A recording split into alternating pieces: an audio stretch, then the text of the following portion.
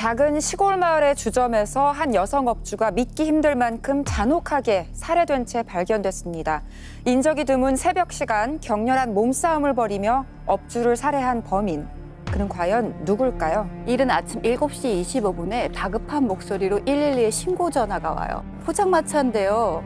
여기에 여자 사장이 피를 흘리면서 바닥에 쓰러져 있습니다. 라는 다급한 목소리로 전화가 옵니다. 신고자는 외상값을 갚기 위해서 왔던 이웃이었는데요. 실내 포장이라고 써있죠. 네. 근데 이 지역이 상가가 있는 지역이긴 하지만 외진 곳이었습니다. 제육볶음이라든지 두부김치 같은 그 안주와 술을 파는 곳이었는데요. 늦은 시간까지 영업을 하다 보니까 야식을 주로 파는 가게였어요. 그런데 이제 신고를 받고 딱 저 현장에 들어갔는데 현장이 정말 충격적이었어요. 피해자 같은 경우는 의자에서 그대로 넘어진 것처럼 양반다리를 하고 머리, 목, 가슴 그리고 배꼽 아래 부분이 칼과 깨진 맥주병에 찔려서 사망한 채였습니다. 또 하나 특이한 점은 치마는 허리까지 들어 올려 있었고 상의와 속옷은 위로 이렇게 올려져 있었습니다. 왼쪽 콧구멍과 오른쪽 유두에 담뱃재가 발견됐습니다. 사후에 저지른 일이라고 보이는데요. 살해한 후에 막상 내가 잘못했구나, 큰일 났구나, 정신을 차리게 되는 게 보통 일반적인데 이 경우에는 사망한 이후에도 계속해서 담뱃재를 시신에 털고 침을 뱉은 가학적 행동이 확인되어서 굉장히 특이한 부분이라고 할 수 있겠습니다. 충격적이고 참혹한 현장에 직접 다녀오신 분이 계신데요. 직접 현장에 가서 조사를 하셨는데 어떠셨나요? 경찰이 도착했을 때 현장에는 이미 바닥에 약간 물로 젖어 있었고요. 혈흔이 튄 자국을 이 장면은 이제 형상화한 건데요. 이 혈흔들의 위치와 패턴을 봤을 때 4번 정도의 서로 다른 위치에서 공격 행위가 일어났다는 걸 볼 수가 있고요. 아마도 이 범인과 이 피해자분께서 같이 술을 마시다가 다툼이 나서 상당히 빠른 시간 안에 급습의 형태로 일어났다는 거를 이 현장만으로도 분석을 할 수 있었던 것 같습니다. 또 흉기로 범행 도구로 쓰였다 보니까 거기에 나오는 지문은 범인의 지문일 가능성도 높잖아요. 네. 근데 거기서 지문이 나왔습니다. 지문이 나왔으면 그래도 좀 해결에 가까워지는 거 아닌가요? 근데 여기서 발견된 건 바로 쪽지문이었습니다. 해결책을 주지는 못했습니다. 지문이 없을 때는 어떡하죠?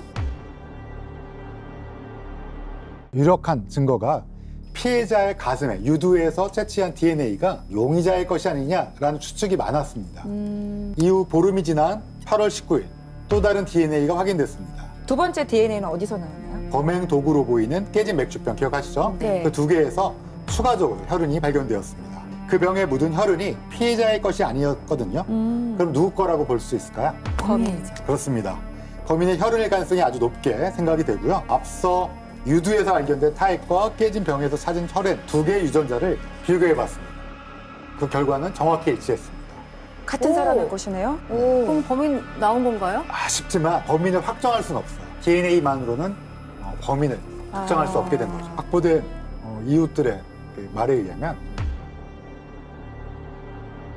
사망한 업주가 딱히 원한을 살 만한 그런 사람은 아니었고 가게 안쪽에 방이 하나 더 있어서 항상 혼자 거주하면서 살았다고 알려져 있었습니다. 단골 손님을 수사하다 보니까 또 용의자 2~3명 정도가 부각돼서 떠올랐습니다. 그리고 유력한 용의자가 딱 1명. 처음 이제 유력한 용의자가 나온 거네요. 그렇죠. 가게 현장에서 한 300m 떨어진 지점에서 또 다른 상점을 운영하는 사람이었는데요. 이 포장마차를 좀 자주 드나들었다고 해요.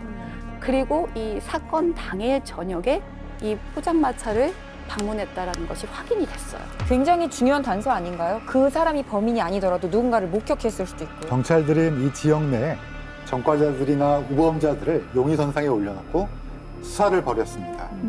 이웃들에게 새벽 시간에 싸우는 소리 들은 적 있냐?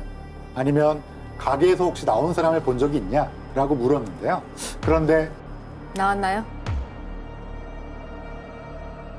목격자가 있었습니다.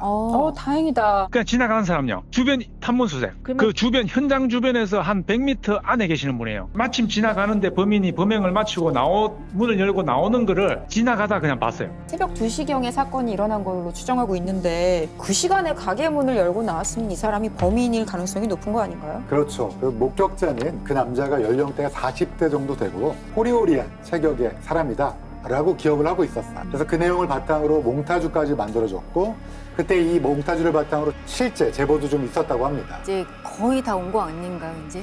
그런데 사건이 발생한 지 24일이 지난 8월 19일입니다. 담당 형사가 그 당시 DNA 분석을 했던 국가수로부터 전화 한 통을 받습니다.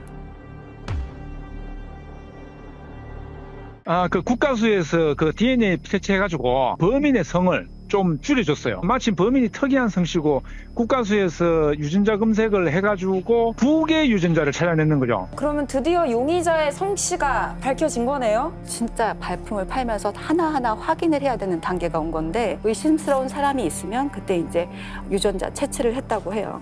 그래서 결과가 나왔나요? 나왔습니다.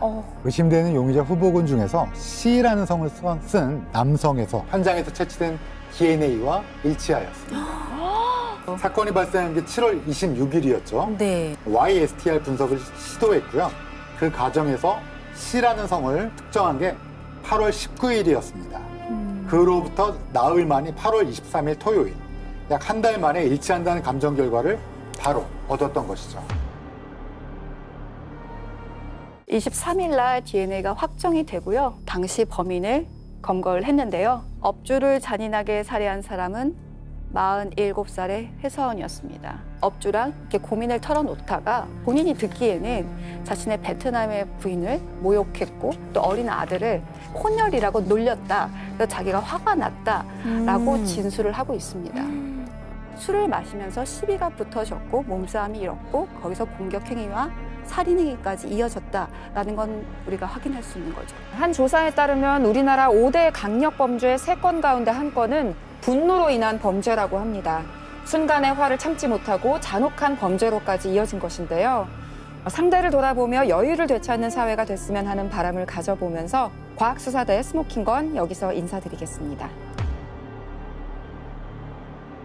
남편이 사망한 채로 발견됐습니다.